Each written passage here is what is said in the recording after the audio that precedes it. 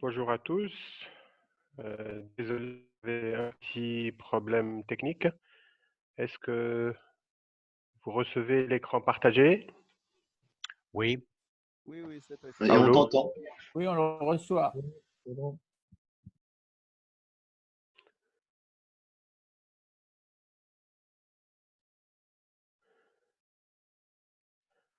Bonjour messieurs, dames. Merci beaucoup d'être avec nous à cette troisième et dernière journée. Cette journée va concerner le secteur de la FAT. Donc, comme vous le savez, ce webinaire remplace un séminaire qui devait se tenir à Tunis sur les mêmes dates et sur les mêmes thématiques. Tout d'abord, je voudrais vous demander tous de désactiver votre micro pour éviter qu'il y ait des interférences avec les intervenants tout à l'heure. Veuillez aussi désactiver votre caméra pour maintenir la qualité de l'arrivée du réseau et du son. Et puis, je tenais à vous dire aussi que vous pouvez poser vos questions par écrit sur le chat, comme c'est indiqué ici, à n'importe quel moment de l'intervention que je vais présenter, donc que je vais introduire dans quelques moments. Dès que vous êtes en ligne, s'il vous plaît, introduisez-vous pour que nous puissions enregistrer votre participation en mettant votre nom, le pays, le secteur dans lequel vous opérez et l'institution dans laquelle vous travaillez, ainsi que votre email. Certains l'ont déjà fait. À la fin de la séance, nous aurions besoin de votre avis, une petite évaluation du webinaire. La première question qui va sortir à la fin de la séance, c'est comment vous évaluez le webinaire dans son ensemble? Comment est-ce que ce webinaire vous aidera dans votre travail? Et puis, vous précisez votre sexe. À la fin de la séance, vous aurez immédiatement les résultats de cette évaluation. Alors, quel est l'objet de ce webinaire ou du séminaire initial? C'était tout d'abord d'élargir et d'approfondir les échanges d'informations, d'expertise et d'expérience et de bonnes pratiques sur les approches prospectives des gaz à effet de serre.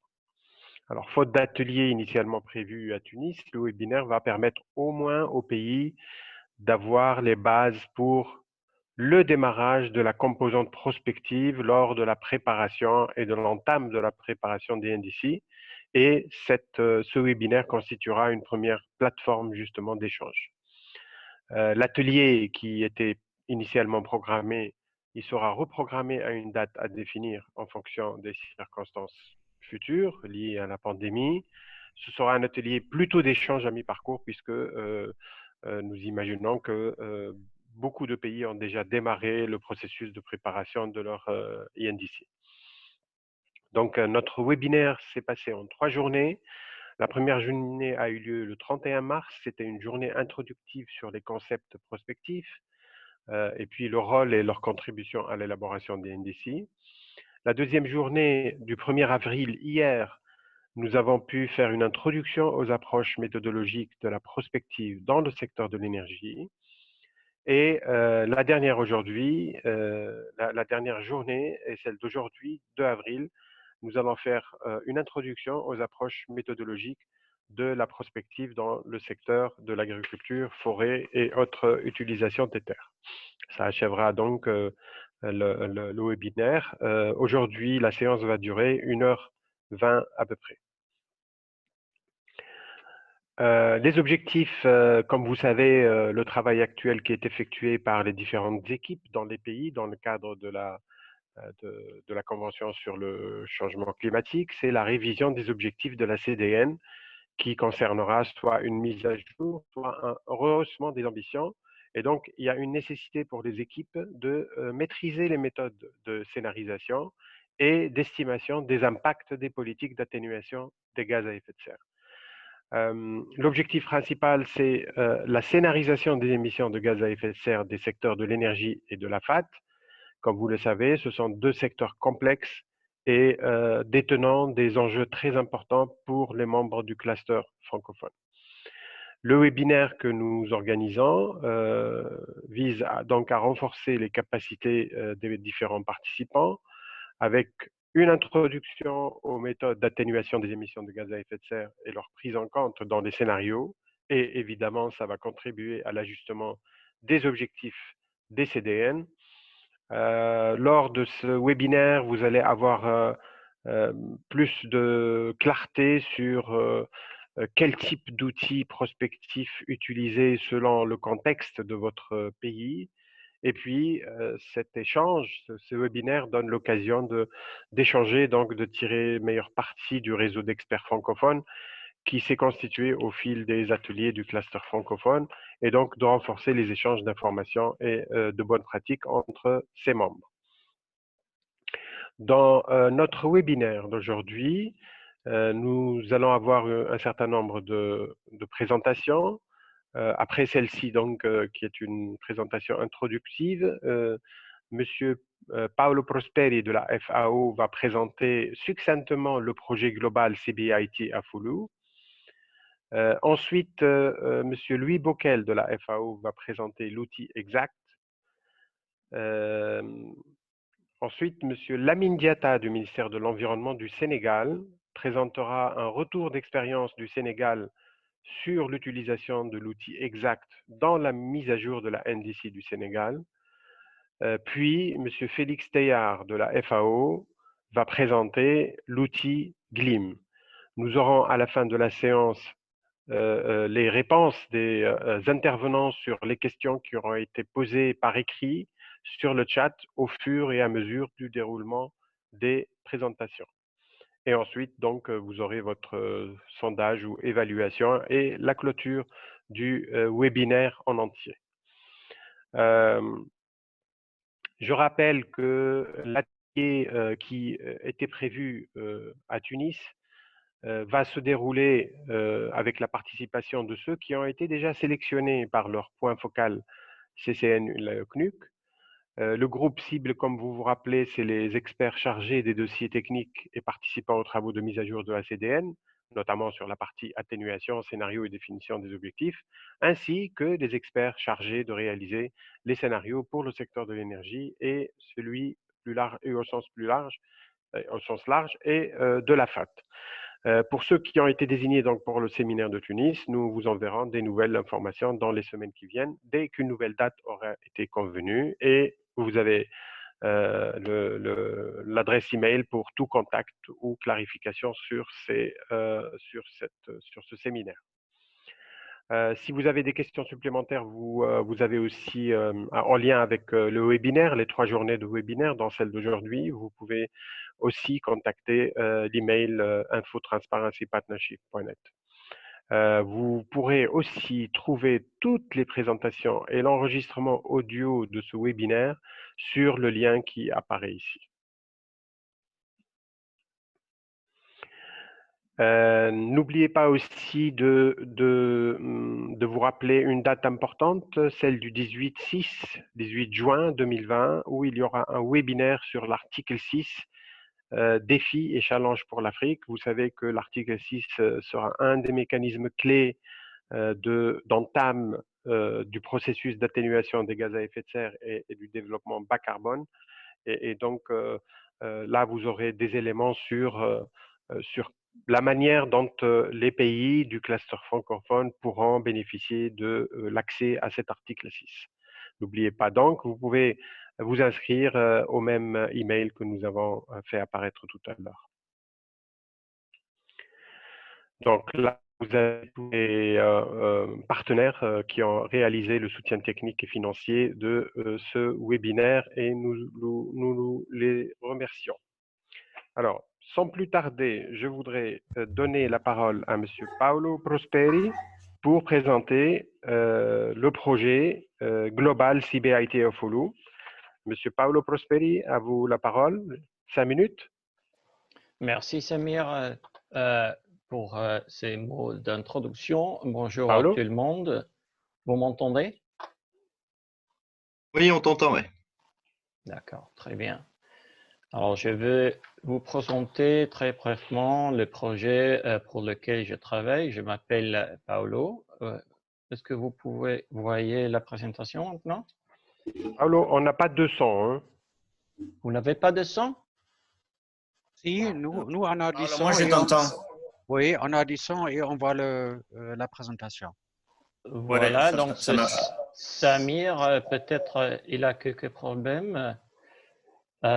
Dans tout cas, bonjour à nouveau, je m'appelle Paolo, je travaille pour la FAO et pour le projet Civita Follow. Nous sommes un des partenaires du PAPT avec qui nous collaborons depuis plusieurs années.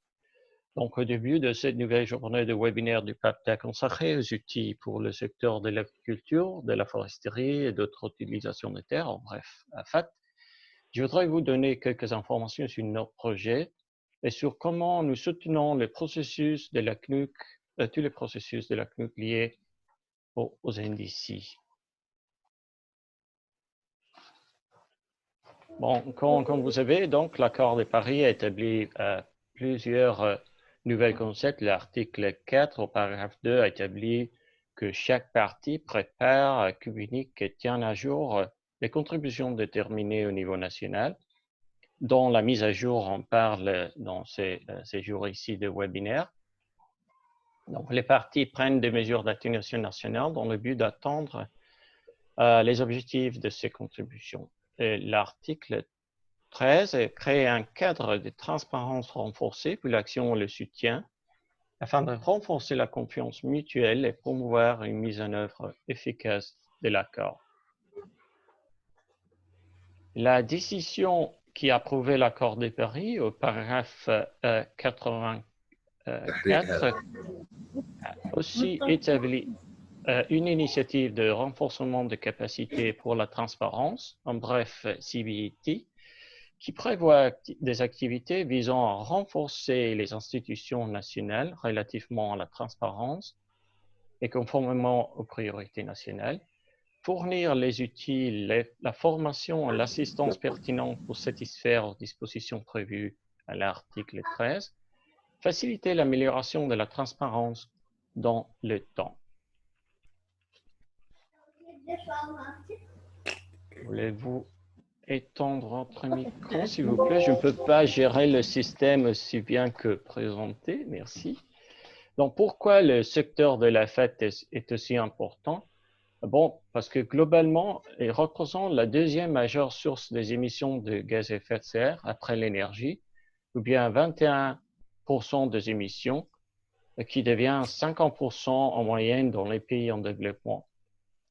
Pour certains pays, ce niveau d'émissions rejoint le 95% de total des émissions. La FAT, encore, est l'un des secteurs les plus fréquemment inclus dans les NDC. Et les émissions de GES issues de la FAT devraient continuer à croître à mesure que la population mondiale et les besoins alimentaires augmenteront. En plus, c'est dans le mandat de la FAO de s'occuper de tout ce qui est agriculture, foresterie et d'autres affectations de terre. Voilà. C'est pour cette raison que la FAO est devenue agence d'implémentation GEF, Fonds environnemental global, et que s'engage dans un important programme de mise en œuvre de projets CBAT pour le secteur AFAT. Et ça est fait à deux niveaux, celui mondial, donc on a deux projets là-dessus, et celui national avec 3 projets en cours d'implémentation et 7 projets en cours de développement. Le projet mondial CBAT à Follow vise à renforcer les capacités techniques et institutionnelles des pays en développement par une diffusion coordonnée de la connaissance afin de répondre aux exigences de cadre de transparence renforcée lors de la mise en œuvre des actions prioritaires des indices relatifs au secteur agricole et forestier. Permets-moi de muter tout le monde. J'arrive à le faire.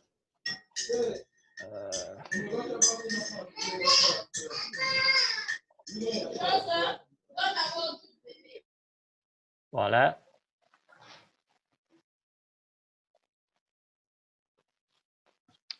Donc, le résultat entendu du projet CPTA FORLU sont l'amélioration et la création de nouveaux outils pour le soutien des pays en matière de transparence sur les piliers des arrangements institutionnels, des systèmes MRV, donc l'atténuation des systèmes MNE, l'adaptation en collaboration avec les pays pilotes et d'autres projets CBAT nationaux.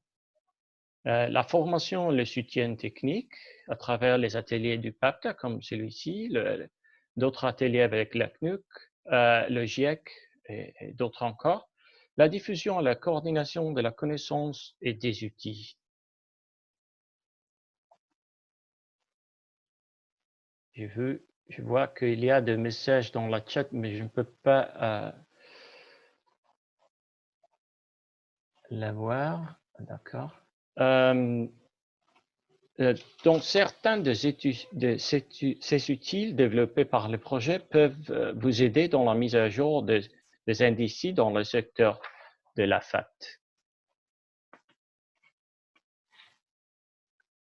Voici donc tous les outils qui seront développés dans le cours du projet, agrégés par les trois composants, arrangement institutionnel à gauche, MRV et MMV à droite. Encadré en rouge ici, vous avez les deux qui seront présentés aujourd'hui.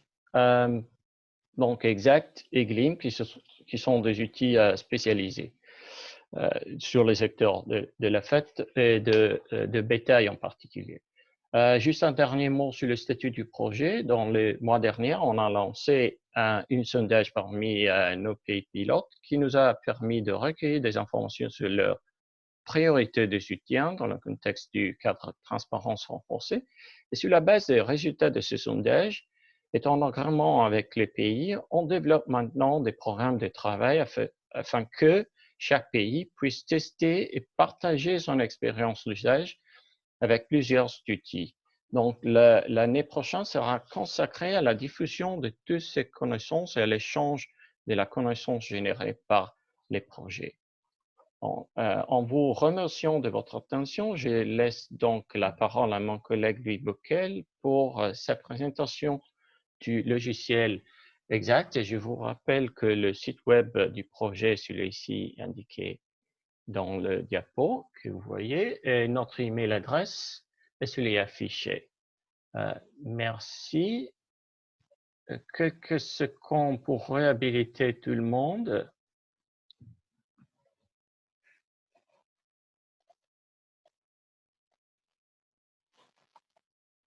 Merci beaucoup, Voilà. Paolo. Merci beaucoup.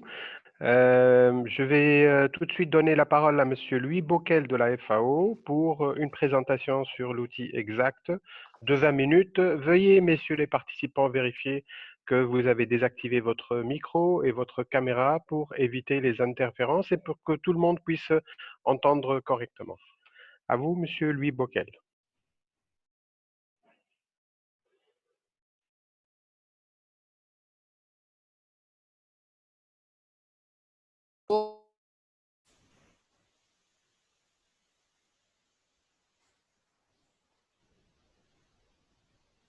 Mon PowerPoint. Oui, on peut le voir. Merci. Donc, aujourd'hui, on va vous faire une introduction assez courte à l'outil Exact. Et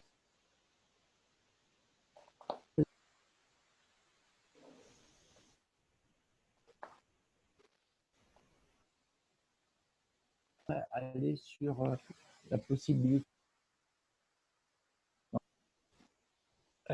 Louis, je crois que la connexion n'est pas bonne. Donc, si je peux, je pourrais partager ta présentation sur mon écran et tu peux la commenter si tu veux.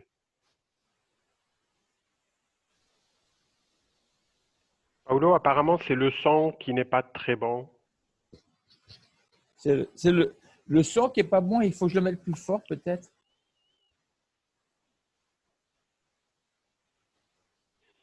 Il y a des coupures dans le son, là, c'est coupé.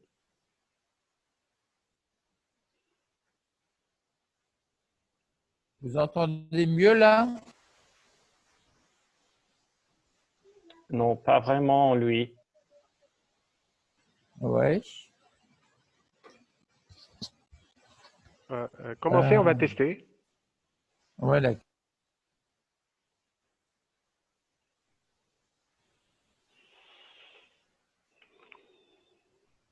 Donc, dans le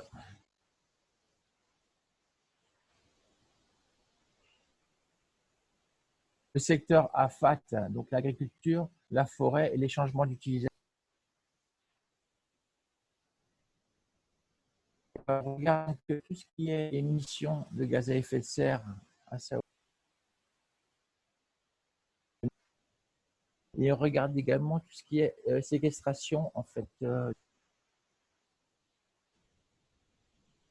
On associe les deux éléments ensemble pour arriver à un bilan carbone.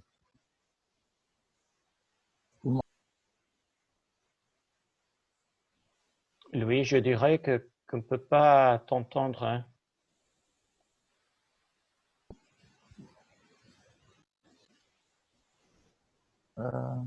Je vais essayer de parler encore plus fort alors. Donc, l'outil exact est parti sur l'idée qu'on a besoin d'une méthode qui permette de mesurer l'impact carbone d'une évaluation ex ante, qu'on puisse compléter les analyses économiques et qu'on puisse s'adapter aux contraintes de temps et aux procédés de formulation. Donc, l'outil exact a été conçu pour rester un outil transparent, un outil relativement simple et qui puisse évoluer dans le temps. Et donc, l'outil exact a été préparé. Vous m'entendez maintenant? Oui, là, on entend. Il y a quelquefois des coupures de son qui sont un peu gênantes parce que ça nuit à la compréhension. Est-ce que vous pouvez reprendre à partir du premier slide? Monsieur Bockel? Là, on ne vous entend plus.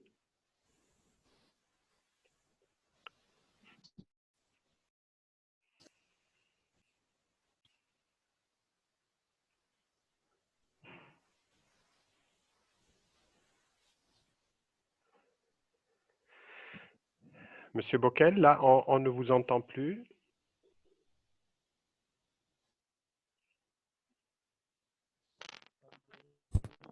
Monsieur Bockel?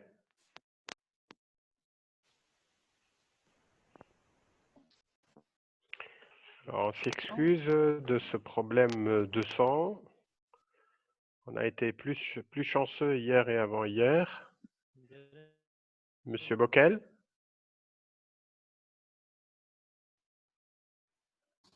Est-ce que vous m'entendez mieux maintenant? Oui, là, ça paraît mieux. OK. Allez-y. OK. Donc, je reprends.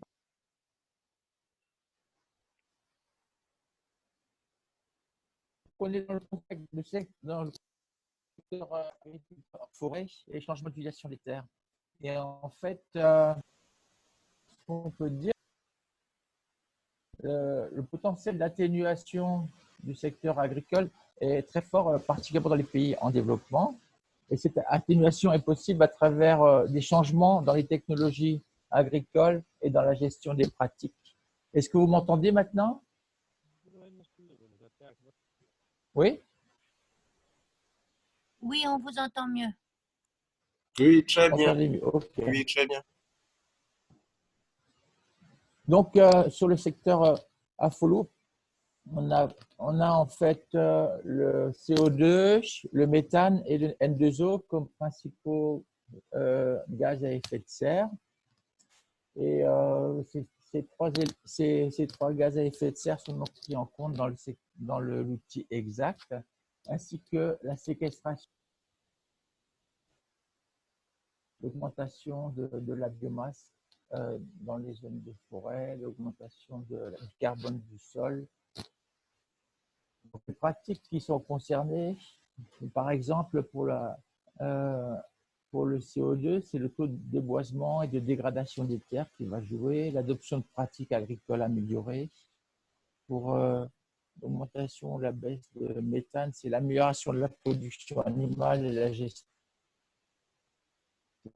plus efficiente de la dérivation sur le riz inondé. Pour la séquestration du carbone, c'est les pratiques de conservation, les pratiques de gestion améliorée des forêts, le boisement, le reboisement, l'agroforesterie, la gestion améliorée des pâturages et la restauration.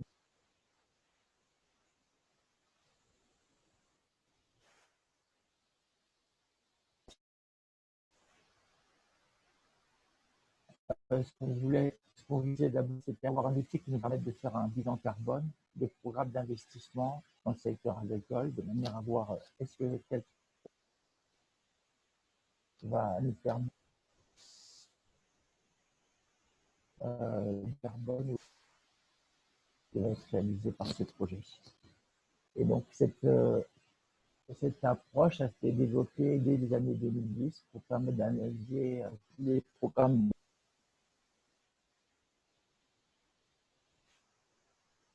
de l'entreprise à travers une charte qui avait été développée à l'origine par le bailleur du fonds dans les années 2012-2015. Et dans cette charte, il était question en fait qu'on puisse faire systématiquement pour chaque programme d'investissement un bilan carbone du projet en termes d'impact.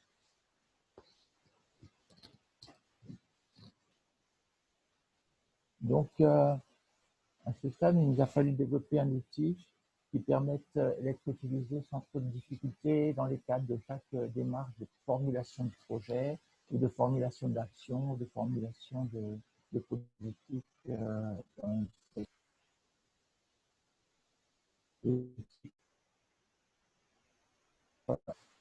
On a en fait dans pratiquement chaque pays des actions qui sont en cours, des actions qui vont se faire, et donc on ne voulait pas avoir un outil qui soit utilisé uniquement par quelques experts, mais un outil qui puisse être employé et puis utilisé par un maximum d'experts, même au niveau national.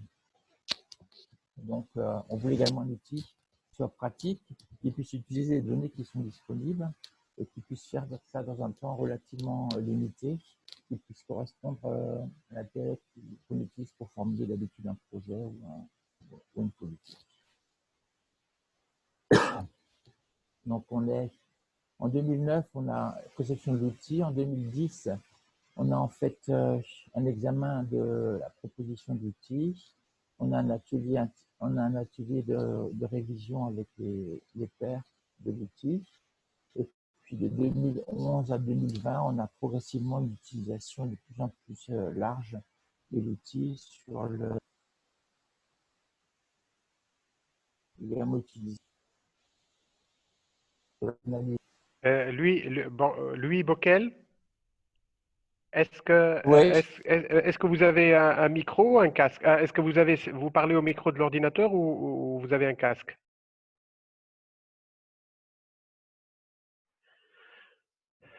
Parce que le son n'est pas très très net et ça coupe souvent.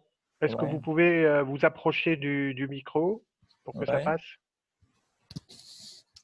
Est-ce que ça va mieux comme ça? Oui, là c'est beaucoup mieux. Ok.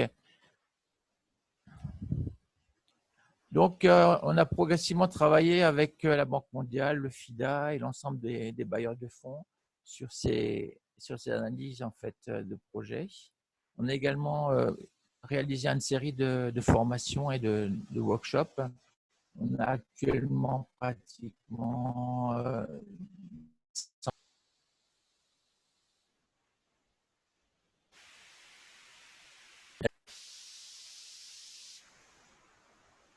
Oui, désolé, c'est pas possible de t'entendre, la ligne est coupée. Je propose que je passe la parole à alors Sophie, si tu veux. ouais. Je pense que c'est peut-être mieux, ouais. D'accord. Voilà, si votre connexion est devenue meilleure, à ce moment-là, on pourra reprendre. Ok. Bonjour, c'est Laure Sophie. Vous m'entendez? Oui, Vous m'entendez bien? Oui, tout à fait. Ok, parfait. Bonjour, je suis Sophie. Je travaille avec Louis au FAO Headquarter. Je vais reprendre l'introduction. Je ne sais pas si vous voulez que je reprenne tout ou si on reprend une ou deux slides précédentes. Ah, d'accord. Donc Sophie, vous allez remplacer, je dirais, par la voix Monsieur Louis Bockel, c'est ça? Oui, si D'accord. on entend D'accord. bien, oui. Je pense que le mieux, c'est que vous repreniez dès le début parce qu'il y a eu beaucoup trop de coupures et beaucoup de participants n'ont pas dû suivre correctement. Mais vous aurez à ce moment-là 20 minutes maximum pour terminer, s'il vous plaît, pour Oui, qu'on ne ok, dépasse pas trop. ok. Allez-y alors. Est-ce que… bon, alors attendez. Tu peux partager ton écran, alors, Sophie? Ouais, je peux partager mon écran, mais on me dit que je peux pas le partager parce qu'il y a quelqu'un d'autre qui… Louis est encore en train de le partager, le sien. Ok. Voilà, vous, voilà. Alors, on va y arriver, hein. 1, 2, share screen. Et alors, hop. Désolé, mesdames et messieurs les participants, pour ce problème technique. On va essayer d'arranger ça. Est-ce que vous voyez mon écran?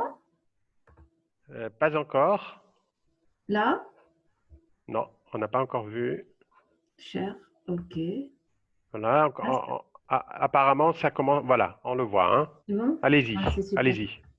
Alors, je suis vraiment désolée pour tout le monde. C'est un problème de technologie. Alors, donc oui, vous parlez de l'outil exact, donc le Ex-ante Carbon Balance Tool, qui a été créé aux alentours de 2009-2010 et qui fait donc des bilans carbone du secteur AFAT.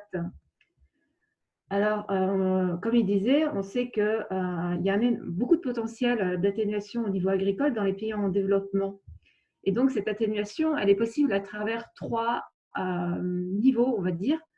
Donc, c'est d'abord une diminution des émissions de CO2, donc diminuer le déboisement, augmentation des pratiques améliorées, la diminution du méthane et du N2O, donc à travers des pratiques d'élevage améliorées, des gestions du riz irrigué différentes. Donc, on va faire moins de riz inondé, on va alterner des périodes sèches et des périodes inondées, et une augmentation de la séquestration du carbone, donc aussi bien au niveau de la biomasse que dans le sol, donc en favorisant l'agroforesterie, des pratiques de reboisement et aussi amélioration du pâturage. Donc essentiellement, les trois moyens d'atténuer les émissions au niveau du secteur agricole se situent là. Alors, exact, c'est initialement, ça a été un outil qui a été développé pour mesurer l'impact carbone en ex-ante, donc en phase de design des projets ou des politiques. Il complémente aussi les analyses économiques, donc les IFS. Donc le bilan carbone étant une externalité, on peut l'introduire dans les analyses économiques. Et il s'adapte, il est très user-friendly, il est très facile à utiliser. Il n'y a pas beaucoup de données et ça va très vite à remplir. On peut tourner en fait différents scénarios pour voir en fait quelle option a un meilleur impact sur l'atténuation au changement climatique par rapport à d'autres options qui sont requises au niveau du projet ou des politiques. Alors, c'est un outil qui est en fait basé sur la méthodologie de l'IPCC 2006, 2013 pour les wetlands, les zones humides, et qu'on est en train de mettre à jour par rapport à la dernière méthodologie du GIEC en 2019. Donc, c'est un outil qui est relativement simple d'usage, comme je disais, très pratique, qui ne demande pas beaucoup de temps en fait pour faire des analyses, qu'on peut aussi reconsidérer au cours du temps et qui est transparent. Donc, il y a des guides qui sont communiqués et donc on sait d'où viennent les facteurs d'émission qui sont utilisés, les bilans, le stock de carbone dans les sols ou dans la biomasse. Donc, ça, c'est vraiment essentiel aussi là-dessus. Donc, l'outil travaille au niveau 1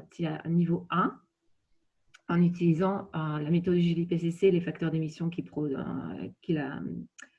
nous donne, ainsi que le stock de carbone, Et on peut aussi utiliser, les pays peuvent aussi utiliser leurs propres informations. Donc, s'ils ont fait un recensement de la forêt, par exemple, ils ont des valeurs de stock de carbone pour les forêts qu'ils peuvent mettre dans Exact et donc avoir un bilan carbone à affiner. Alors, pour la petite histoire, très rapidement sur l'historique d'Exact, donc on a une concept note en 2008. Et donc, on demandait en fait d'avoir un outil qui soit relativement simple. La requête était d'avoir un outil simple, très facile d'utilisation, pour pouvoir faire des analyses très rapides au niveau design des projets de développement agricole. Ensuite, il y a eu toute une évaluation, donc une évolution, donc je vais passer assez vite là-dessus pour gagner du temps. 2009-2010, donc au fur et à mesure que des projets ont été analysés, l'outil est devenu beaucoup plus flexible et en fait, on peut capturer l'ensemble des émissions du secteur AFAT. Donc, au niveau de la forêt, au niveau des zones humides, au niveau du pâturage, du bétail, de la gestion des systèmes annuels, du riz, du système agroforesterie, des changements d'usage de terre et ainsi de suite. Donc, cet outil peut être utilisé pour mettre en avant les externalités, donc les émissions de réduction des émissions de carbone, anticiper les impacts des gaz à effet de serre et des activités agricoles dans un contexte de développement, renforcer les chaînes de valeur, les filières, aider à la décision des prises politiques et aussi, par exemple, aider à avoir des fonds additionnels. Donc, Exact est utilisé pour des projets, par exemple, la Banque mondiale utilise systématiquement Exact. GEF, au niveau de la FAO, c'est pareil, utilise systématiquement Exact, ainsi que GCF. Alors, voilà, on a aussi un ensemble de partenaires avec qui on a travaillé, on continue de travailler. Alors, la logique de l'outil, c'est on va estimer l'impact d'un projet par rapport à une situation de référence, donc par rapport à ce qui se passe si le projet n'est pas mis en place, donc business as usual situation. Et donc, le projet, je ne sais pas si on voit la souris, voilà, l'outil va estimer combien le projet va émettre ou diminuer en émissions par rapport aux activités. Et on va faire l'hypothèse, ces activités, que vont-elles devenir si le projet n'est pas mis en place? Donc, la différence entre les deux vous donne le bilan carbone, donc qui est illustré ici. Je pense que ce n'est pas la peine que j'aille dans les détails des calculs, mais ça revient à ça. Donc, c'est une analyse d'un projet ou d'une politique par rapport à ce qui se passe si elle n'est pas mise en place. Donc, qu'est-ce que pourrait être l'impact du projet si on diminue le déboisement par rapport à la situation où ça continuerait à être déboisé. Donc, comme je disais, Exact est basé sur la méthodologie des PCC, du GIEC, a été complété aussi avec un ensemble d'articles de recherche scientifique, des reviews, et aussi des autres bases de données, par exemple le secteur de l'énergie, puisqu'on peut couvrir aussi l'irrigation et l'utilisation des fertilisants. Alors, ça, c'est l'ensemble des guides techniques d'Exact qui sont disponibles sur le site Internet. Et les concepts et méthodologies d'Exact, voilà, donc c'est un peu répétitif. Voilà, c'est donc basé sur l'IPCC, la méthodologie de l'IPCC, du GIEC, donc la même qu'utilisent les pays pour rapporter au niveau des NDC. Donc, comme je disais avant, on va en fait, l'Exact, ça c'est une ancienne version d'Exact, mais le système est le même. Donc, on a différents modules qui couvrent les différents sous-secteurs du secteur AFAT. Donc, l'utilisateur doit indiquer où se trouve le projet, puisque ces informations, la localisation, le sol, le climat, vont dire à l'outil quelle zone agroécologique il doit utiliser par défaut et quels sont les facteurs d'émission et coefficients qui sont associés à ça. Et tout ça repose sur la méthodologie du PCC, du GIEC. Donc, une fois qu'il a complété la description, il peut utiliser les différents modules qui sont d'intérêt par rapport à la politique ou au projet qui souhaite être mis en place. Donc, on peut couvrir le déboisement, le reboisement, les autres changements d'usage de terre, les cultures annuelles, l'agroforesterie, le riz irrigué, la pâture et bétail, les forêts, les sols organiques aussi. Et dans le secteur investissement et infrastructure, on a donc l'utilisation des fertilisants, des pesticides et aussi de l'énergie, des constructions.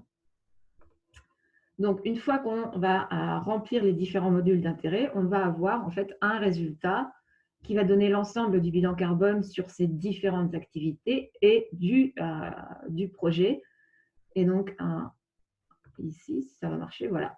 Ça, par exemple, c'est un projet qui va couvrir une diminution de la déforestation. Ça, un autre un changement d'usage des terres, système manuel, l'agroforesterie et un peu d'investissement.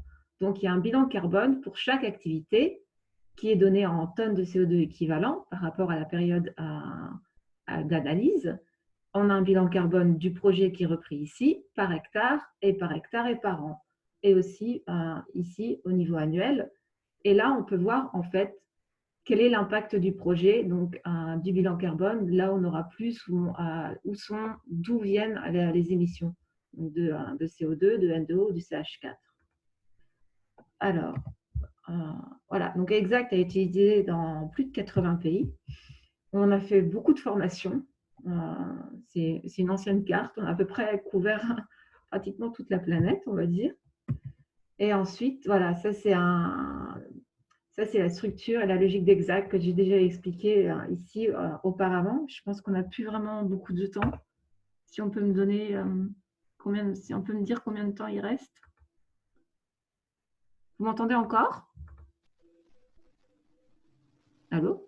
Oui, oui, nous sommes ici, nous t'entendre. Je dirais à peu près 5 ou 7 minutes. Oui, voilà, vous avez 5 minutes. Je n'avais pas le sens, j'avais répondu. 5 minutes. Ah, ok. Donc, je vais continuer sur la... Pardon, je vais retourner ici. Voilà, donc ça, normalement, c'est quelque chose qu'on présente pendant un training, un workshop. On va expliquer toute la méthodologie qui repose derrière cet outil et rentrer dans un système de jeu pour sensibiliser les gens à la compréhension de l'outil et quels seraient les résultats. Donc ça, je vais passer dessus. Voilà. Donc ça, c'est la version d'Exact. Alors, c'est aussi disponible en français. Donc, l'outil a été traduit en français. Donc, tous les modules sont présents en une traduction française. Et Exact, en fait, peut être d'intérêt dans le cadre des contributions déterminées nationales. Donc, on sait qu'au niveau des CDN, on doit rapporter les ambitions climatiques de chaque pays qui ont été signataires de l'accord de Paris. Et donc, pour le secteur de la FAT aussi. Alors, Exact, lui, va permettre de mesurer la contribution des investissements, des projets ou des politiques aux ambitions d'atténuation au changement climatique d'un pays. Donc, Exact lui permet par rapport à un scénario, une politique ou un projet qui souhaite être mis en place, on va pouvoir faire une analyse de ce projet sur les différentes activités. Donc, ça peut être une réduction du taux de déboisement, à une accélération du taux de reboisement, l'amélioration de pâturage qui était dégradé, l'amélioration de terres dégradées ou le développement de l'agroforesterie. Donc, il couvre vraiment tout le secteur à FAT. Donc, l'outil va permettre de faire assez rapidement un bilan de chaque scénario qui est considéré dans ces différents investissements et de renseigner sur quel est le scénario qui va avoir une atténuation au changement climatique plus importante et qui aide aussi à supporter différents autres objectifs qu'a le projet en lui-même.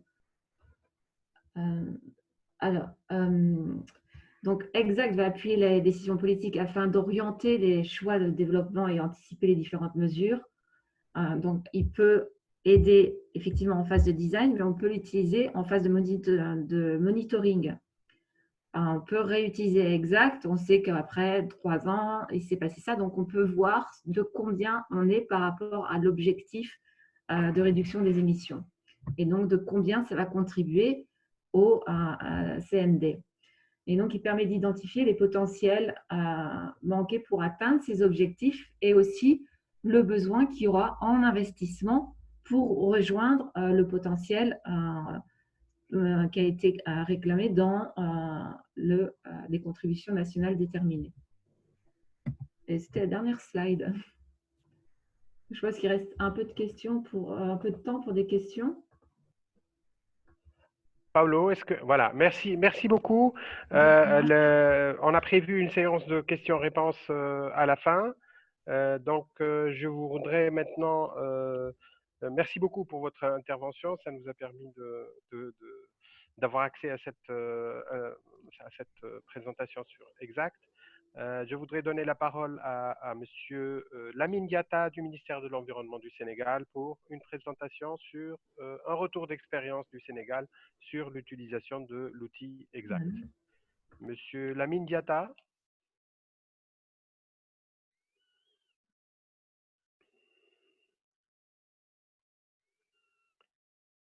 Merci. Est-ce que vous pouvez parler? On ne vous reçoit pas encore. Monsieur Lamine Diatta, vous pouvez activer votre micro? Micro, OK. Très bien, voilà, on vous entend. Allez-y. OK, merci beaucoup tout le monde. Est-ce que vous voyez mon écran? Oui, très bien. Oui, tout à fait. Tout à fait. OK, merci beaucoup. Je m'appelle Lamine Diatta. Je suis chargé des questions AFAT au niveau de la division changement climatique du ministère de l'Environnement et du Développement durable du Sénégal. Et je m'en vais vous faire une présentation d'un retour d'expérience du Sénégal sur l'utilisation du logiciel Exact pour la scénarisation des émissions et des efforts d'atténuation dans le secteur de l'agriculture pour la CDN. Alors, nous allons vous présenter d'emblée la CDN du Sénégal pour montrer le contexte dans lequel, ou bien l'environnement dans lequel la contribution de l'agriculture se situe, et montrer également quelques exemples d'utilisation du logiciel Exact, parce qu'il y a d'abord un travail en amont pour définir les données, discuter sur les hypothèses et tout, avant que le tout soit mis dans le logiciel Exact et ensuite terminer par quelques recommandations à notre niveau. Alors, pour la mise en place de la CDN du Sénégal, nous avons utilisé, parce qu'il faut comprendre que l'approche utilisée par le Sénégal pour déterminer sa CDN, ce n'est pas de se fixer des réductions d'émissions absolues, mais c'est de faire des déviations d'émissions par rapport à un business as usual. Alors, ce business as usual a été établi selon le document de politique actuel du Sénégal, qui est le plan Sénégal émergent, qui détermine les programmes, les réformes en cours pour la croissance économique à l'horizon 2035. Alors, c'est sur la base de ce document de politique que des émissions ont été calculées, qu'on a appelé le business as usual. Et à partir de cela, on a essayé de voir des efforts possibles pour pouvoir diminuer la trajectoire des émissions. Alors, l'année de référence, c'est l'année 2010. Et ensuite, il y a des émissions qui ont été calculées pour l'année 2010 pour 5 secteurs, à savoir l'agriculture, la foresterie et le changement d'affectation des terres, qui constitue une boulette. Nous avons le secteur de l'énergie, le secteur de l'industrie, le secteur des transports, ensuite des déchets. Alors, quand on a fait les émissions du secteur de les émissions globales du Sénégal pour l'année de référence 2010, alors nous nous sommes rendus compte que le secteur le plus émetteur, c'était le secteur de l'agriculture. Mais là, il faut comprendre que le Sénégal vient de faire des découvertes importantes de gaz et de pétrole et la production est censée démarrer à l'horizon 2021. Alors, il va falloir intégrer dans ce processus les émissions qui seront liées à l'exploitation du pétrole et du gaz. Et les résultats que nous sommes en train de vous présenter ici, ce sont des résultats des émissions hors exploitation du pétrole. Ce qui fait que, à ce niveau, le sous-secteur de l'agriculture devient le plus émetteur. Mais lorsqu'on intègre à la fin les émissions qui sont liées à l'exploitation du pétrole et du gaz dans les projections, on se rend très vite compte que le secteur de l'énergie sera le secteur le plus émetteur. Alors, ceci est le résultat de la CDN globale du Sénégal, où nous avons ici des émissions en rouge qui sont liées au business as usual. Et maintenant, la deuxième courbe montre les émissions avec les efforts volontaires du Sénégal, ce qu'on a appelé la contribution inconditionnelle. Et avec un support financier important, nous pouvons porter ces réductions à ce niveau. Alors, pour le secteur de l'agriculture, il va falloir comprendre que quand on a présenté les émissions en 2010 qui sont de l'ordre de 7354 gigagrammes équivalent CO2 pour le sous-secteur de l'agriculture, pas AFAT de façon globale, parce que ça, c'est l'agriculture hors foresterie et utilisation des terres. Alors, on s'est rendu compte que le secteur le plus émetteur ici, c'est le secteur sous-secteur de l'élevage, avec la fermentation entérique et la gestion du fumier qui contribue pour 61% des émissions, suivi par les émissions des terres agricoles, des sols agricoles sont liées essentiellement à l'utilisation des engrais, et ensuite la riziculture qui contribue pour environ 5% des émissions. Alors maintenant, à partir de là, il fallait trouver des options d'atténuation en fonction des réalités locales. Alors, il s'est très vite rendu compte que dans le secteur de l'élevage, nous avions une fenêtre très étroite pour établir des options d'atténuation vu le caractère de notre système d'élevage qui est pastoral extensif, difficile à contrôler. Et ensuite, dans le secteur des sols également, ça serait un peu compliqué. Donc, nous avons identifié la riziculture qui offre encore des postes d'atténuation par rapport aux pratiques actuelles. Ensuite, sur la base de cela, nous avons identifié 3 options d'atténuation dans le secteur de l'agriculture. La première option, c'est le développement de l'agroforesterie, notamment la régénération naturelle assistée dans les terres cultivées. Deuxième option, c'est de développer le compostage, n'est-ce pas, pour améliorer la qualité du compost et son utilisation à l'échelle au niveau des périmètres maraîchers.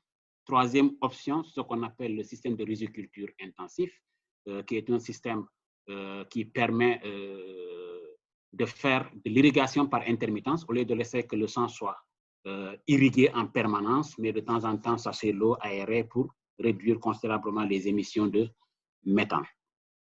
Comment on a procédé? Les étapes d'abord, c'est l'identification des 3 options d'atténuation. Lorsque ces options ont été stabilisées, nous avons évalué les superficies disponibles actuellement et ensuite les superficies sur lesquelles on peut s'engager, un pourcentage. Ensuite, nous avons fait une projection de ces superficies sur lesquelles on doit s'engager à l'horizon 2020, 2025 et 2030. Ensuite, lorsque ces superficies sont connues, les données établies, on est passé au logiciel exact pour effectuer les calculs d'émissions.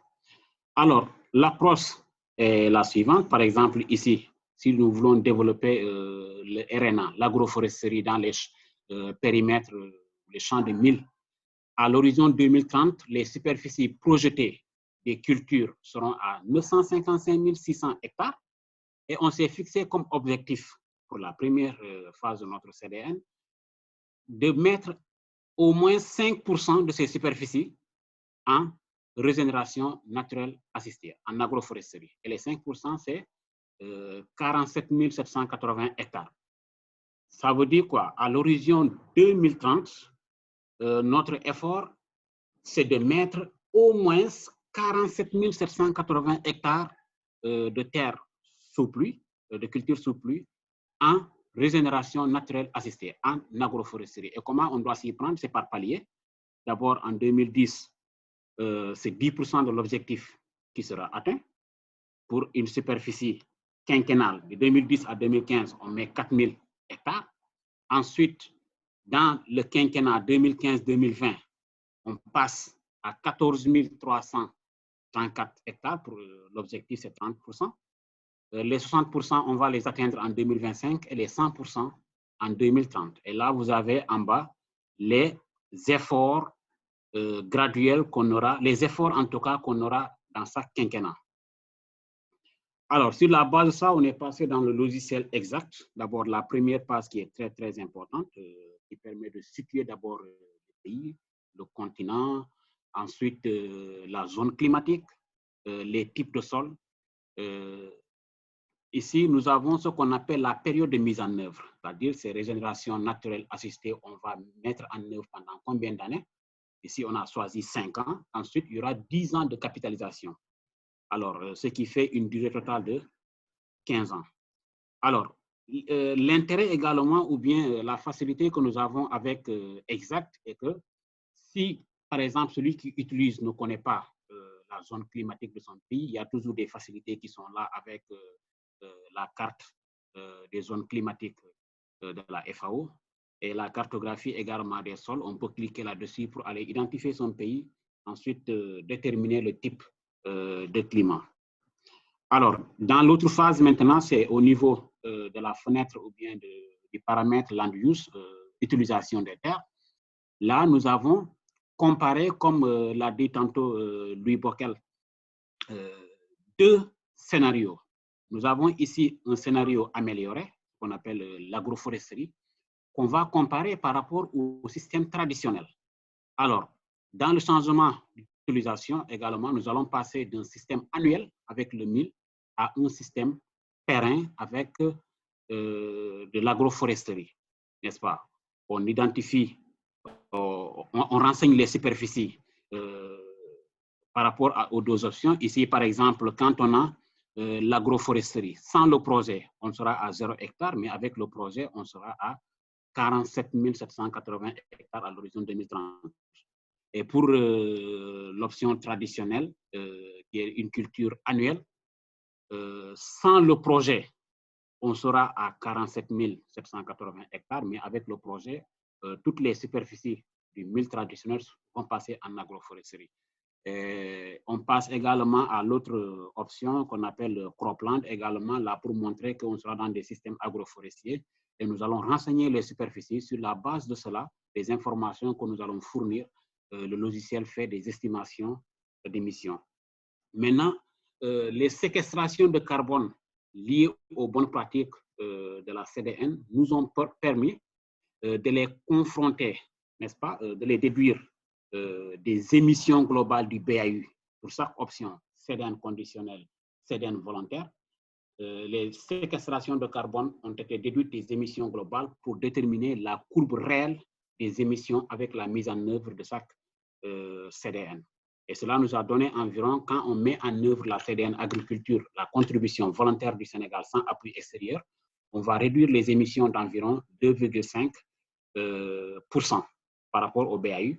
Et avec la CDN conditionnelle, avec l'appui extérieur, on pourra porter ces efforts à moins 12% par rapport au BAU. Alors, ici, les efforts semblent un peu minimisés, mais tel n'est pas le cas. Il faut comprendre qu'on est dans un pays en développement où l'essentiel ou bien les efforts dans le secteur de l'agriculture, c'est dans l'adaptation, la sécurité alimentaire et la résilience. Mais nous avons quand même tenu à mettre de l'atténuation pour montrer les potentialités. Maintenant, on va également accroître nos efforts en fonction du temps. Alors ici, avec le logiciel exact, nous avons identifié deux opportunités. L'opportunité qu'on a par rapport au logiciel IPCC, qui ne nous permet pas de faire des projections. Alors, pour faire des émissions avec le logiciel IPCC, vous êtes obligé de créer une série temporelle, de renseigner toutes les années pour pouvoir faire ressortir les émissions. Mais avec le logiciel exact, dès le début, il suffit de montrer la phase de mise en œuvre de votre projet et la période de capitalisation. Il vous fait la somme et sur la base de ça, le logiciel vous fait des scénarios, vous fait des projections de séquestration de carbone ou bien d'émissions qui vous permettent également comment il s'appelle, de déterminer le bilan carbone de votre projet. Alors, Monsieur Diatta, vous avez encore 2 minutes. Hein? Oui, effectivement, je termine, c'est le dernier slide. Je termine, effectivement. OK, le logiciel nous permet également de prendre en compte les spécificités locales, sachant que dans les pays du Sahel, par exemple, où se situe le Sénégal, les questions d'agroforesterie, gestion durable des terres, les pâturages sont très importants et dans le logiciel, vous avez la capacité, vous avez donc ces facilités d'utiliser ces différentes composantes pour renseigner les efforts qui seront mis en œuvre par rapport à une situation de référence et ressortir un bilan carbone. Maintenant, le défi que nous avons, lorsque nous effectuons ce travail, c'était avec une formation préliminaire qu'on a eue à travers une collaboration avec le CIRS Agrimet, monsieur Dr Maguette Kairé, qui nous avait formés à l'époque par rapport à l'utilisation du logiciel. Et ça nécessite également un renforcement des compétences au niveau local, au niveau national, pour que nous puissions avoir des experts capables de comprendre le logiciel et de l'utiliser à d'autres fins. Et nous avons bénéficié également d'une autre formation avec la FAO, M. Louis Bockel, qui a formé une dizaine, quinzaine d'experts avec les différentes composantes exactes. Et dans le projet CIBIT Afolu également, nous comptons mettre l'accent sur la formation des experts sur ce logiciel que nous trouvons très pertinent par rapport à notre contexte de l'Afrique subsaharienne. Sur ce, je vous remercie tout en précisant que ce travail a été élaboré en collaboration avec l'Institut sénégalais de recherche agricole et avec l'appui technique du CIRS Agrimet. Merci beaucoup. Merci beaucoup, Monsieur Diatta. J'espère que pour moi, ça a été très informatif. Donc, c'est une belle expérience à partager pour les autres pays. Je voudrais tout de suite passer la parole à Monsieur Félix Teillard de la FAO pour la présentation de l'outil GLIM. Monsieur Félix Teillard, est-ce que vous êtes à l'écoute? Oui. D'accord, merci à vous. Est-ce que vous m'entendez, que vous pouvez voir mon écran? Oui, c'est très bien. D'accord, merci beaucoup. Donc, je suis Félix Teillard du département de l'élevage à la FAO et je vais faire cette présentation plus particulièrement sur le secteur de l'élevage parmi les différents secteurs AFAT. Pour donner un petit peu de perspective quant au secteur de l'élevage et son importance pour le changement climatique, je voudrais souligner tout d'abord que dans de nombreux pays en développement et notamment en Afrique subsaharienne, il y a une forte croissance de la demande pour les produits de l'élevage du fait de salaires plus élevés, d'urbanisation de la population. Par exemple, en Afrique subsaharienne, on estime que la demande en produits animaux devrait doubler entre 2005 et 2050. L'Afrique subsaharienne, toujours, fait partie des régions du monde qu'on estime qui seront le plus impactées par le changement climatique. Et un troisième aspect de l'importance de l'élevage pour le changement climatique, c'est la contribution de l'élevage au changement climatique. Donc, notamment, les émissions de méthane entérique sont très importantes dans de nombreux pays africains. Par exemple, selon les communications nationales de l'Algérie, où l'élevage est un petit peu moins important, la fermentation entérique représente seulement 3% des émissions totales, mais dans des pays comme le Burkina Faso, il représente jusqu'à 42% des émissions. Et comme l'a montré à l'instant Monsieur Lamine Diatta, au Sénégal, je ne sais pas la part de l'agriculture, mais vous avez vu que la part de la fermentation entérique dans les émissions agricoles était très importante, elle représentait plus de la moitié des émissions. Vous avez ici, entre parenthèses, le fait que ces chiffres sont tirés des communications nationales des pays et que ces communications nationales, tant en Algérie qu'au Burkina Faso et dans la majeure partie de ces pays, s'approchent sur une approche Tier 1. Alors, qu'est-ce que ça veut dire exactement que cette approche Tier 1 ? Cette approche Tier 1, c'est l'approche Tier 1 recommandée par le GIEC, qui est en fait l'approche la plus simple pour estimer ces émissions de méthane entérique. Comment est-ce que ça marche ? Les émissions sont calculées par une simple multiplication du nombre d'animaux multiplié par un facteur d'émission, qui est un facteur par défaut que le GIEC fournit à l'échelle continentale et qui est les émissions moyennes par animal. Ce qui veut dire que quand on utilise cette méthode, la seule option d'atténuation dans les contributions déterminées au niveau national ou dans d'autres politiques, la seule option d'atténuation qui va pouvoir être reflétée dans cette équation pour diminuer les émissions de l'élevage, c'est de diminuer le nombre d'animaux, vu que le facteur d'émission est toujours le même et est un facteur d'émission par défaut. Le GIEC propose également une approche un petit peu plus complexe, dite Tier 2 ou de niveau 2, dans laquelle le facteur d'émission est un facteur d'émission spécifique calculé au niveau national, souvent à l'aide d'une modélisation biophysique, c'est-à-dire d'une modélisation des processus biophysiques qui conduisent aux émissions et qui va prendre en compte différents paramètres tels que bien sûr le nombre d'animaux, mais également ce que les animaux mangent, leur productivité, la manière dont ils dépensent de l'énergie, etc. Ce qui veut dire qu'en utilisant une telle approche, une approche Tier 2, il y aura plus d'options d'atténuation pour le secteur de l'élevage, donc pas seulement diminuer le nombre d'animaux, mais également avoir des options qui portent sur l'amélioration des pratiques, que ce soit au niveau du troupeau, de la santé du troupeau, des pratiques d'alimentation, de la gestion du fumier, etc. Et ce qu'il y a d'intéressant, c'est que ces pratiques, bien souvent, ont des co-bénéfices à la fois pour l'atténuation, mais également pour la productivité, la production alimentaire et la profitabilité à l'échelle de l'exploitation. Alors, le modèle GLIM, qui est le modèle dont je voudrais vous parler ici, pour vous souligner quelques principales caractéristiques de ce modèle.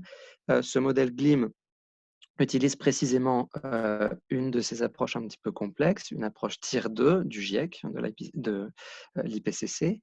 Le modèle GLIM couvre les six espèces principales d'élevage au niveau mondial, donc les 2 espèces de petits ruminants, les poules et les poulets, les porcs, le bétail, enfin les bovins et les buffles également. Et il permet à la fois des analyses globales ou d'être désagrégé à l'échelle nationale ou locale. Comme je le disais, ce qui est important dans cette approche Tier 2, c'est que le modèle modélise donc des processus biophysiques et toutes les étapes de la production, que ce soit l'alimentation, la production de viande et de lait, la gestion du fumier, etc. Le modèle permet d'être adapté à des pays particuliers en travaillant sur les données avec des experts nationaux. Et tout comme Exact, d'ailleurs, il permet d'évaluer un scénario de référence, une baseline, et différents scénarios d'intervention, d'atténuation, et d'évaluer les effets de ces scénarios d'atténuation à la fois sur les émissions, la réduction d'émissions, et également la productivité. Voilà un petit peu schématiquement les processus qui sont pris en compte par le modèle. Vous avez ici le carré gris au centre qui représente l'échelle de l'exploitation avec ses principaux composants qui sont les animaux eux-mêmes, la gestion du fumier, la surface fourragère et la ration, donc les aliments qui sont donnés aux animaux. Le modèle va un petit peu plus loin que ça, plus loin que l'exploitation, c'est-à-dire qu'il prend également en compte les aliments qui sont produits à l'extérieur de l'exploitation, qui sont achetés ou importés par l'exploitation, ainsi que d'autres intrants tels que des fertilisants qui sont achetés, des pesticides, etc. Et en aval de l'exploitation, le modèle regarde également la transformation des produits, leur transport et leur distribution. Donc ici, les principales émissions, en fait, à ces différentes étapes, ça va être, donc j'en ai parlé en rouge, le méthane avec le méthane entérique qui provient de la fermentation entérique des ruminants, du méthane et du N2O qui provient du fumier. En ce qui concerne la surface fourragère et les aliments qui sont cultivés à l'extérieur de l'exploitation, également des émissions de CO2 et de N2O associées à la fertilisation de ces surfaces. Et enfin, du CO2 pour surtout l'utilisation d'énergie pour la production d'autres intrants et pour la transformation, le transport des produits de l'élevage.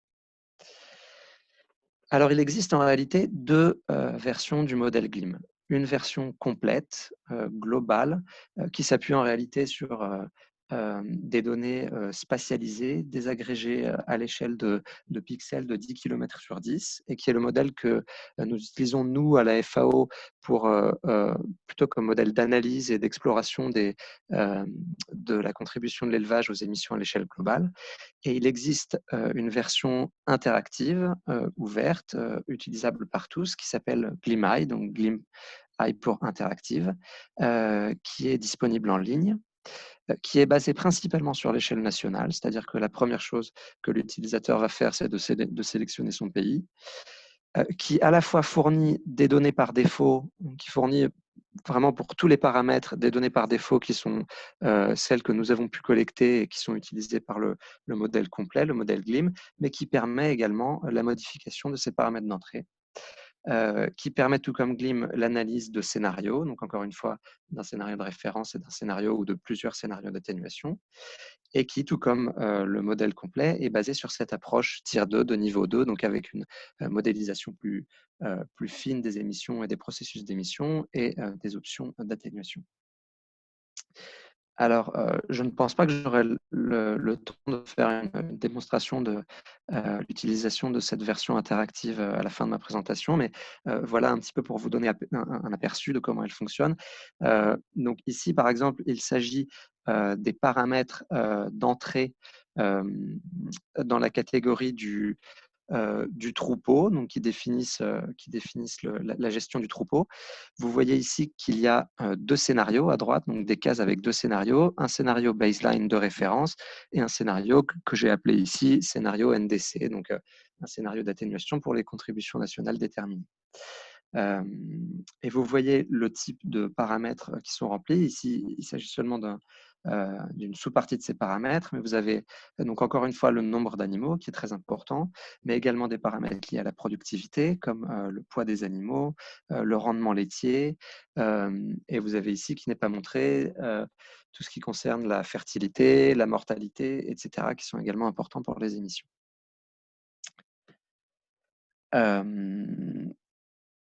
Un petit aperçu en termes de résultats.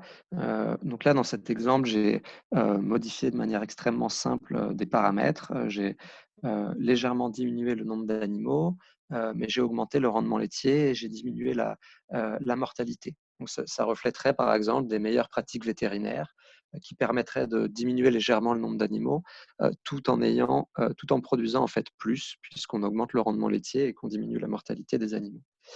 Et vous avez là le type de résultat, à la fois en termes de production. La première ligne, c'est la production de lait, qui, dans ce cas-là, entre le scénario de référence et le scénario d'atténuation contribution nationale déterminée, augmente de 41%. Vous avez les émissions liées au lait qui diminuent légèrement de 8%, les émissions liées à la viande qui augmentent de 17%, et un paramètre très intéressant, l'intensité d'émissions, c'est-à-dire les émissions par unité de produit, donc c'est-à-dire par litre de lait ou kilogramme de lait et par kilogramme de viande, qui diminue aussi assez fortement ici, moins 34% pour le lait et moins 11% pour la viande. Donc, je vais vous présenter maintenant un exemple de la manière dont le modèle GLIM et sa version interactive peut être appliqué à l'échelle pays. Donc, ce que je vais vous présenter, c'est dans le cadre d'un projet CCAC, donc de la Climate and Clean Air Coalition de la FAO et financé par la Nouvelle-Zélande, dont l'objectif était de développer, d'identifier et de disséminer des interventions innovantes afin à la fois d'améliorer la productivité de l'élevage des ruminants et de diminuer l'intensité d'émissions, c'est-à-dire les émissions par unité de produit. Et ces résultats sont tirés de la phase 1 du projet, qui est vraiment sur l'identification de ces interventions et oui, l'identification d'interventions à bas coût et qui ait donc des bénéfices sur ces trois aspects, à la fois la diminution des émissions, l'augmentation de la productivité et l'augmentation de la profitabilité. Ce projet était un projet mondial, mais une partie portait sur l'Afrique de l'Ouest et sur 5 pays d'Afrique de l'Ouest, le Bénin, le Burkina Faso, le Mali, le Niger et le Sénégal. L'approche du projet, très brièvement, c'est basé sur un engagement des acteurs locaux avec des ateliers régionaux et une mobilisation des réseaux scientifiques locaux, encore une fois. Donc tout ça, c'est très important pour collecter les données d'entrée. Donc vous avez vu quand je vous ai présenté la version interactive que GLIM était assez gourmand en termes de données d'entrée, et même si nous, on dispose de données par défaut, souvent ces données par défaut ne reflètent pas complètement les réalités nationales, donc c'est très important d'engager les acteurs locaux pour améliorer ces données, la confiance dans ces données. Monsieur Théard, vous avez encore 2 minutes. Oui. Oui. Allez-y, vous avez encore 2 minutes. Ok. Voilà, alors je m'arrête à pour approche. Je vais passer ça rapidement. Donc ensuite, en termes de, comme je vous l'ai dit, le projet vise à identifier des options d'atténuation. Quelles options d'atténuation ont été identifiées ici? Alors des options concernant la nutrition, comme par exemple la conservation du fourrage pour qu'il soit disponible en saison sèche, l'amélioration de ce fourrage, le traitement de la paille à l'urée pour le rendre pour rendre la digestion plus facile et diminuer les émissions de méthane entérique, l'utilisation de fourrage arboré, etc. Je précise que là, c'est intéressant, ça résonne avec ce que disait M. Lamine Diatta. Ici, il s'agit d'options d'atténuation qui justement ciblent la diminution du méthane entérique et ces systèmes pastoraux extensifs, même si dans le cas du Sénégal, M. Lamine Diatta disait que la fenêtre d'atténuation était un petit peu plus étroite parce que le système était moins contrôlable. On a quand même voulu ici s'intéresser à ces systèmes et évaluer le potentiel d'atténuation dans ces systèmes. Et voilà les résultats en termes à la fois d'atténuation et d'augmentation de la productivité. Donc, vous voyez ici en ligne les différentes options d'atténuation sur l'amélioration de la qualité du fourrage, mais aussi de la santé animale, de la disponibilité en eau. Vous voyez ici en orange qu'elles ont un effet sur l'atténuation qui varie de 15 à 25% ici environ de réduction de l'intensité d'émission. Et en même temps, une augmentation de la productivité qui varie également de 15 à 35%. Et même si on combine ces options, là vous aviez l'effet des options individuelles, si on combine ces options, on s'aperçoit qu'on peut, selon les pays, avoir une atténuation de l'intensité d'émission qui tourne autour de 30%. Voilà, ma dernière slide ici, pour finir dans les temps. Je voudrais insister sur le fait que donc, il est très important de passer d'une approche tier 1 à tier 2 pour inclure l'élevage de manière pertinente dans les contributions déterminées au niveau national. En d'autres termes, pour ne pas avoir comme seule option d'atténuation de diminuer le nombre d'animaux, mais vraiment d'améliorer les pratiques pour avoir à la fois un effet sur l'atténuation et également sur la productivité. Mais passer d'une approche tier 1 à tier 2, c'est un processus avec plusieurs étapes de moyen à long terme. Ici, je vous ai présenté un petit peu les deux premières étapes de ce processus, donc en utilisant le modèle GLIM et le modèle GLIMAI, qui permettent à la fois de sensibiliser à l'importance des émissions de l'élevage et aussi à leur fort potentiel d'atténuation, d'affiner les résultats du modèle GLIM pour avoir des facteurs d'émission qui sont spécifiques au niveau national et d'estimer de manière plus précise le potentiel d'atténuation. Mais une troisième étape qui est importante et qui est peut-être la plus longue, c'est que pour vraiment être intégré dans les CDN et dans les inventaires nationaux, il faut que les données que nécessite GLIM, que leur collecte soit institutionnalisée et que les pays s'approprient l'usage de GLIM et éventuellement le personnalisent, utilisent des outils personnalisés pour calculer les émissions de manière durable. Donc voilà, je voulais vous montrer le potentiel de GLIM et aussi insister sur le fait qu'il s'agissait d'un processus relativement complexe qui nécessitait à la fois des outils comme GLIM, mais aussi des données collectées de manière institutionnalisée et donc des formations et un développement des capacités à la fois techniques et institutionnelles. Je vous remercie. Merci beaucoup, Monsieur Théard, pour cette présentation. Je voudrais tout de suite, sans tarder, puisqu'on a un peu de retard, démarrer la séance de réponse aux questions de la part des différents intervenants. Je voudrais passer la parole tout de suite à Madame Sophie Chitkat pour répondre aux questions qui ont été posées sur l'outil exact. Oui. Alors, je voudrais vous lister les questions par paquet, parce qu'il y en a beaucoup, hein, il y a 15 questions qui ont été posées. Je voudrais commencer par les 5 premières questions. D'accord. Alors, est-ce que Exact prend en charge les séquestrations? Oui. Est-ce qu'on peut, oui, je vais vous dire les questions. Est-ce qu'on peut introduire des données spécifiques à la place des données par défaut? Est-ce que Exact prend en compte les scénarios BAU et bas carbone? Est-ce qu'il peut être utilisé pour l'énergie? Et puis, est-ce qu'il y a un lien entre Exact et l'énergie pour l'utilisation de la biomasse énergie? Allez-y. Ok. Alors, je peux peut-être en fait représenter l'outil, ce sera peut-être plus facile. Est-ce que je peux partager mon écran à nouveau? Oui, oui, bien sûr. Alors, ici, share screen. Voilà. Alors, vous voyez? Oui, Ah, ok. Alors, en fait, ça, c'est bon, c'est la version d'Exact disponible en ligne. Alors, c'est ce que j'avais montré avant. Ici, vous avez la page de description, ce qu'a expliqué aussi la personne venant du Sénégal, qui a très bien expliqué, une très belle démonstration. Ah, donc, vous précisez les continents, climat, tout ça, qui va en fait dire à l'outil tout ce que vous devez utiliser. Donc, l'outil va faire un bilan carbone, donc on va estimer dans l'outil l'impact de différentes activités, déforestation, afforestation, changement d'usage de terre, les pâturages, la gestion des systèmes annuels de l'agroforesterie. Donc, en fait, ces activités peuvent être sources émettrices de gaz à effet de serre ou, dans le cas de la reforestation, à séquestration. Donc, effectivement, l'outil regarde par rapport à toutes ces activités, il estime là où on va fournir les informations, quel est l'impact sur la séquestration, donc l'absorption du carbone dans la biomasse, dans le sol. Quel est l'impact sur la gestion du système annuel, si on va arrêter de brûler des résidus ou pas, si on va mettre en place certains types de gestion qui vont permettre d'accentuer la séquestration du sol dans le sol.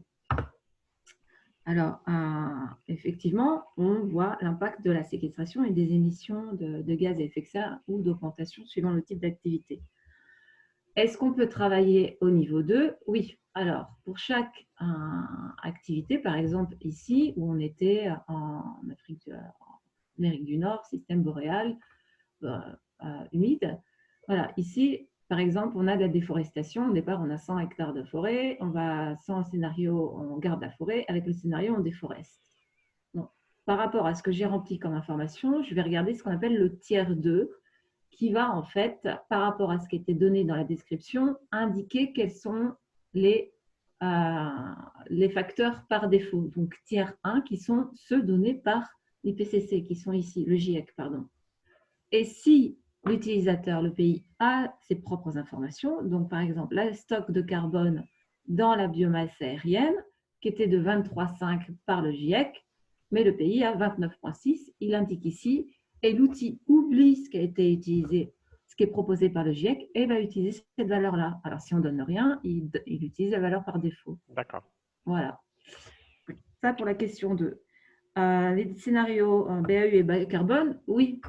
Donc, en fait, là, c'est la situation au départ. Et la situation without, donc sans implémentation de projet, peut être ce qui se passe dans le business as usual et ici, avec le projet, dans le scénario bas carbone. Donc, ici, on va remplir toutes les informations qui concernent without le scénario business as usual et ici, dans la situation avec le projet, le scénario bas carbone.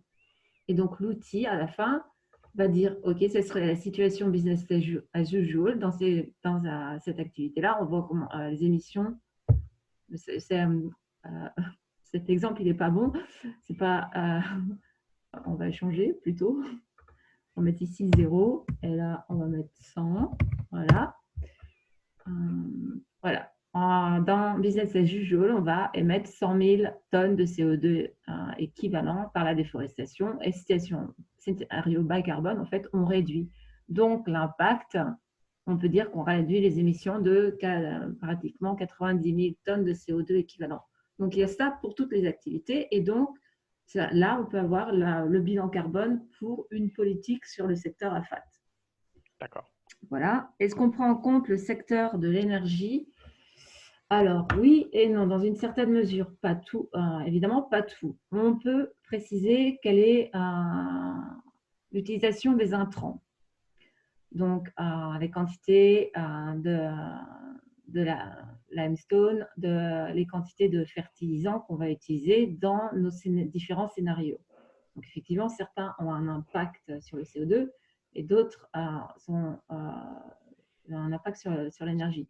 On a l'énergie, la consommation d'énergie, donc à combien d'électricité on va utiliser, ou alors l'ensemble des liquides et des gaz qui sont utilisés dans le secteur de la FAT. Donc, les tracteurs, et ainsi de suite.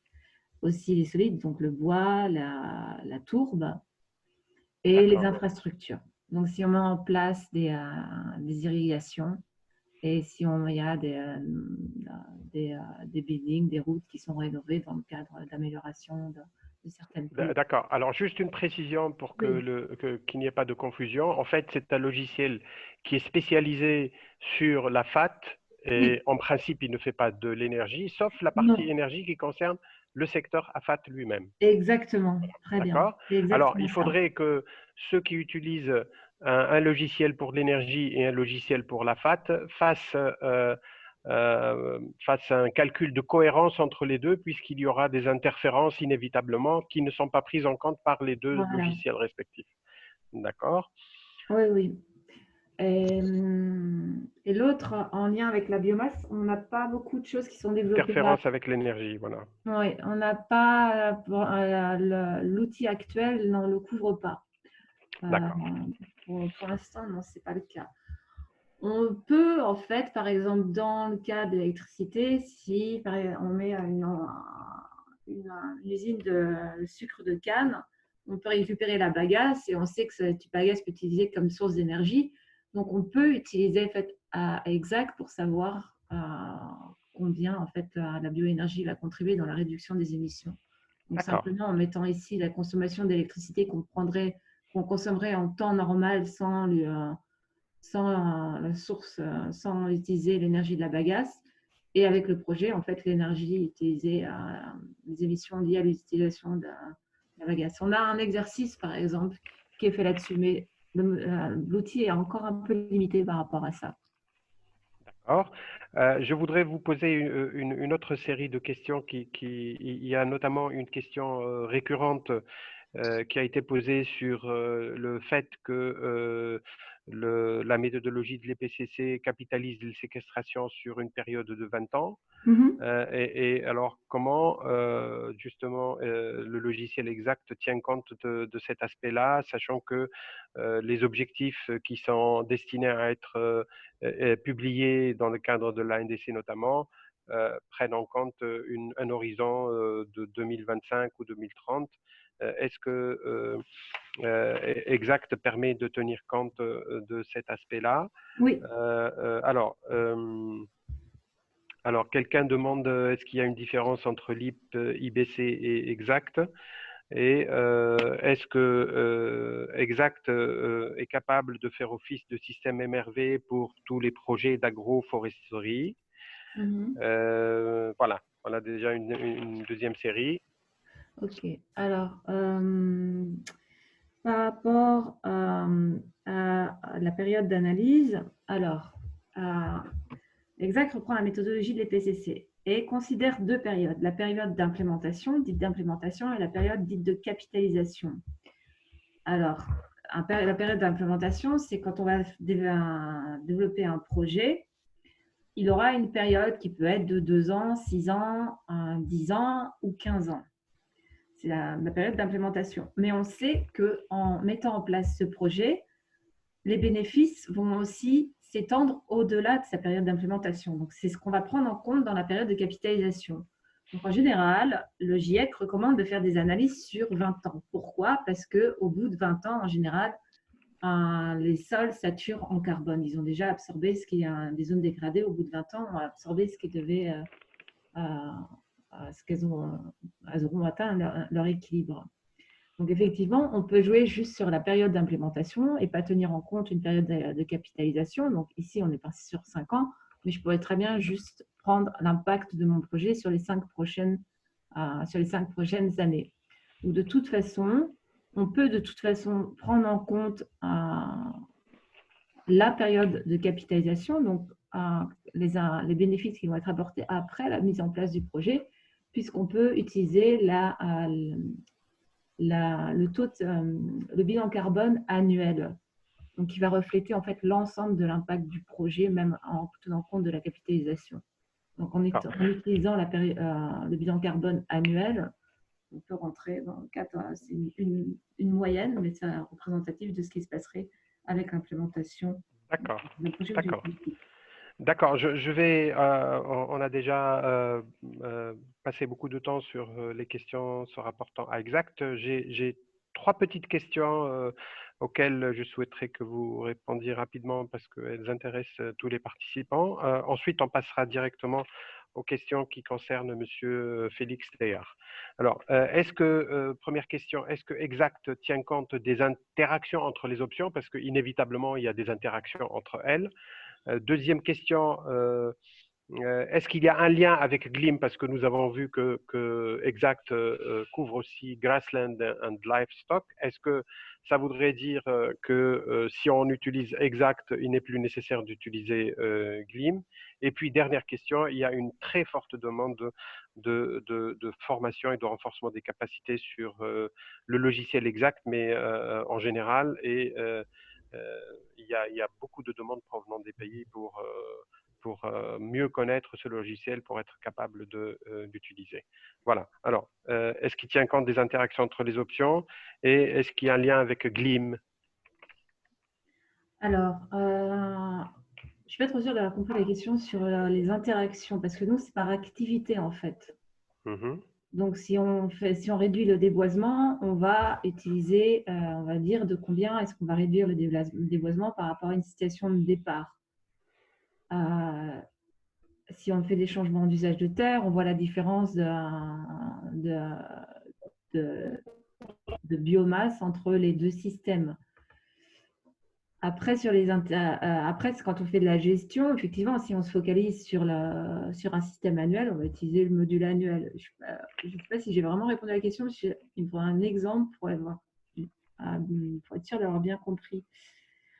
Alors, par rapport à Gleam, alors, effectivement, Exact se base sur le GIEC. Le GIEC a un volet bétail.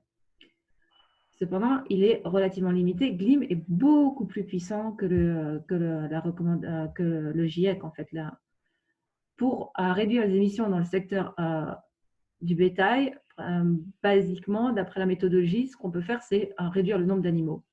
Or, Gleam fonctionne tout différemment, est beaucoup plus précis, demande plus d'informations, mais non, Exact ne substitue pas Gleam dans le secteur du bétail. Nous, ce qui se passe, c'est quand on a des projets, quand on travaille sur des projets où le bétail est une très petite composante du projet, alors on peut utiliser Exact.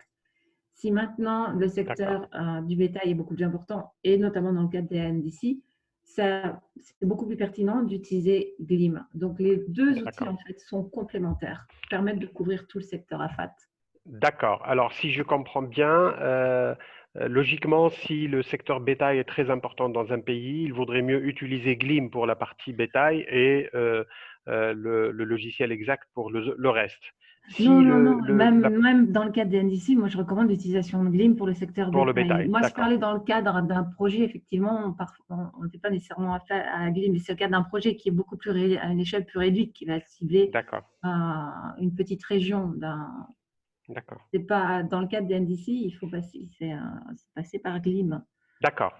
Merci infiniment pour ces réponses. Pardon? Et les trainings ont fait, oui. D'accord. Alors, je voudrais maintenant passer la parole à Monsieur Félix Théard pour répondre à trois questions principalement qui ont été posées. La première, Monsieur Félix Théard, est-ce que vous êtes là, Monsieur Théard? Oui, je suis là. D'accord. Alors, est-ce que le modèle peut être utilisé dans le cas où les émissions seront calculées sur le niveau 1 du GIEC? Deuxième question, est-ce que Gleam fait seulement de l'élevage et est-ce qu'il convient à tous les pays? Et troisième question, est-ce qu'il tient compte des feux de savane qui impactent directement les pâturages? Merci pour ces questions.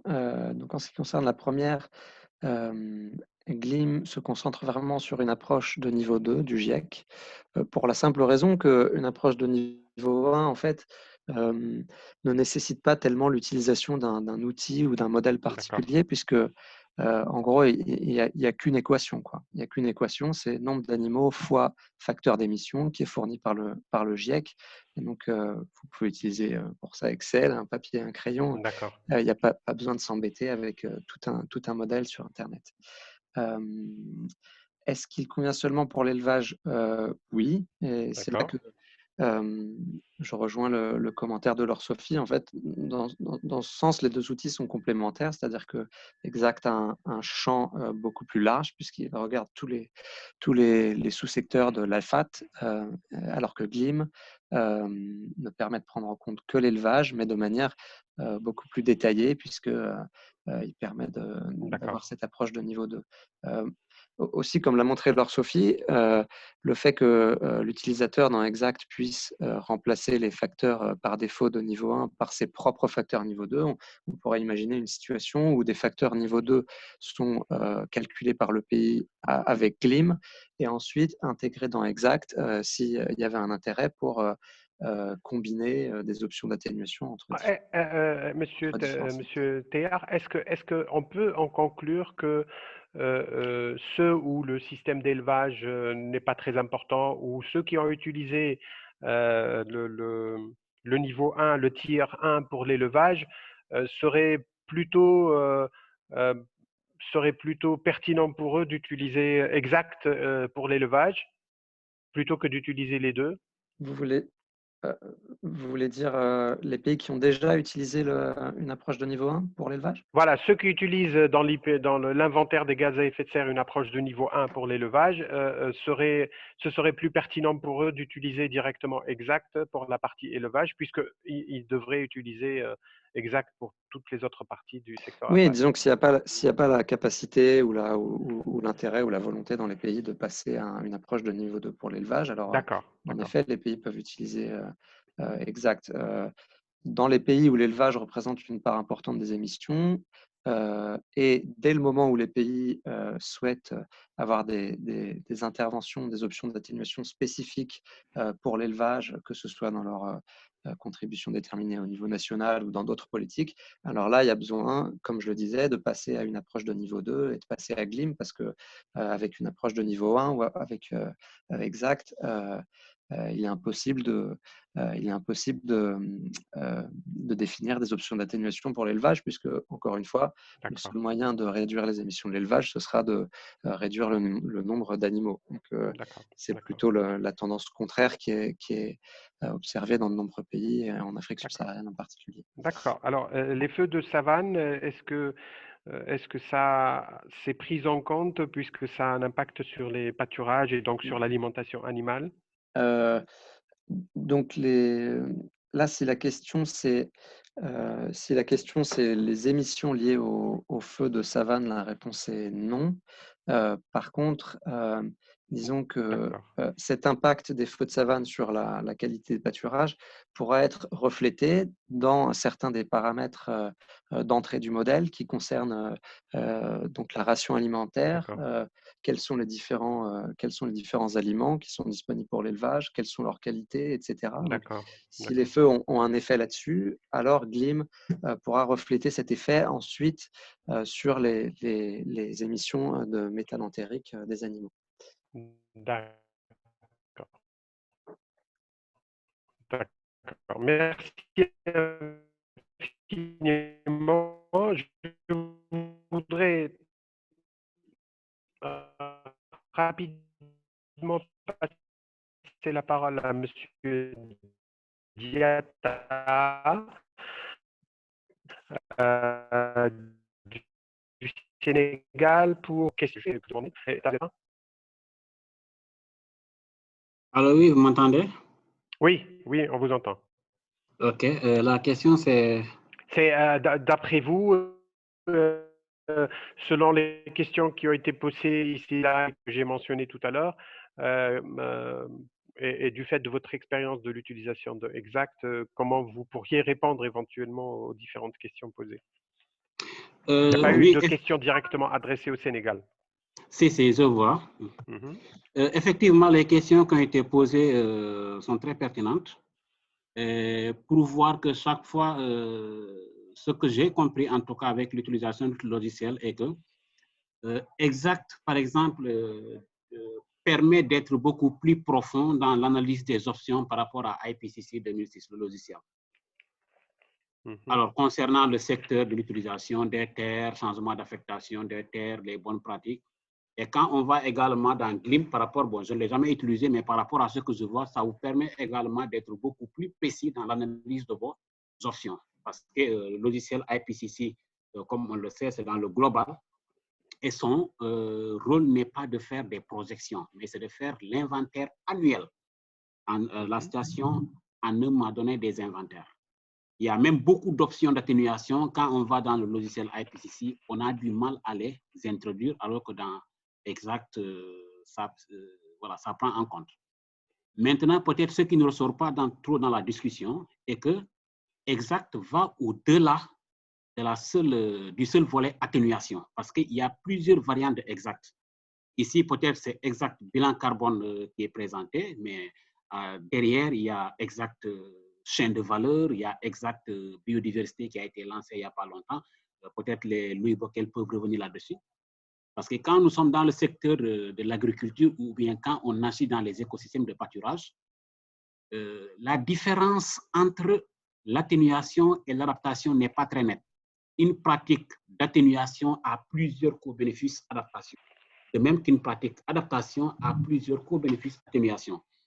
Maintenant, il serait intéressant, par exemple, de prendre une option bien déterminée, de la mettre dans Exact bilan carbone, ressortir oui, c'est prendre une option, par exemple, un exercice, une option CDN, par exemple, mettre dans Exact bilan carbone, ensuite prendre la même option, l'analyser suivant Exact chaîne de valeur, même option avec Exact biodiversité pour voir les différents co-bénéfices que l'option pourrait générer. Et ça permet d'être beaucoup plus strict ou bien beaucoup plus précis dans le MRV des options d'atténuation. Je crois les experts de la FAO pour voir en quoi ou bien comment ils peuvent aider les pays à maîtriser ces différentes variantes exactes pour avoir une analyse beaucoup plus fine, beaucoup plus approfondie des options d'atténuation, ne pas seulement se limiter à l'atténuation, nous on l'a fait dans le secteur de l'atténuation, et comprendre que ça peut aller au-delà. Maintenant, dans les formations qui seront proposées également, une formation de 5 jours et vouloir faire Exact bilan carbone, Exact chaîne de valeur, Exact biodiversité, généralement, c'est trop compliqué parce que c'est beaucoup de choses qu'on donne aux formés en un laps de temps. Il va falloir voir comment détailler tout ça pour que les gens puissent comprendre, maîtriser chaque variante d'Exact, ce qui nous permet d'être très, très, très renforcés par rapport à la mise en œuvre et au MRV de l'accord de Paris conformément à l'article 13. Merci. D'accord. D'accord, merci beaucoup. Merci, merci beaucoup à tous ceux qui ont été très nombreux présents jusqu'à maintenant sur ce webinaire. On a bien compris que les logiciels utilisables dans le secteur AFAT impliquent l'affinement de l'inventaire des gaz à effet de serre. On devrait monter en gamme au niveau de l'utilisation des tirs parce que pour avoir des choses fiables au maximum pour le futur, il faut améliorer la situation présente. Vous allez avoir tout de suite le questionnaire qui va sortir. Veuillez le remplir et le soumettre, s'il vous plaît. Encore une fois, merci beaucoup pour les organisateurs, pour les intervenants et pour les participants. J'espère que malgré les conditions techniques un petit peu difficiles aujourd'hui, vous avez, grâce à votre participation, acquis des rudiments importants pour que vous puissiez faire les meilleurs choix selon les circonstances de votre pays. Nous retenons, in fine, une demande et un besoin très important de renforcement des capacités sur les différents outils. Je pense que le séminaire qui devrait finalement avoir lieu, j'espère, à Tunis, à la date qui va être convenue, sera une excellente occasion pour affiner cette formation et entamer justement ce renforcement des capacités. Merci encore beaucoup. Pour ceux qui n'ont pas encore écrit leurs données, nom, prénom, pays, fonction, Et puis email, prière de les indiquer pour que nous puissions enregistrer les participants. Voilà, je vous laisse. Allez, oui, Paolo. Merci Samir. C'est Saver du GSP. Je voudrais demander une chose. En fait, comme j'ai vu dans le chat qu'il y a pas mal de pays qui sont intéressés à recevoir la formation sur Exact et sur Gleam, je demande d'envoyer un mail avec votre nom, votre pays et votre contact mail à l'adresse du cluster. Donc, c'est clusterfrancophone@patpa.net. Comme ça, on peut se coordonner et voir si c'est possible de donner l'information à chaque pays. D'accord, merci infiniment. Donc, Merci vous avez bien. le tableau pour faire votre évaluation. Veuillez le remplir et puis vous allez recevoir immédiatement la réponse. Merci encore. Merci. Au revoir. Au revoir. Au revoir. Merci à tous. Au revoir.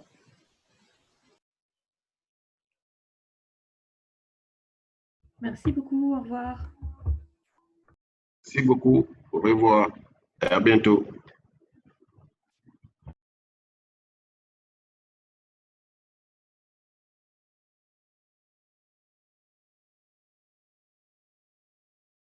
Allez, à bientôt.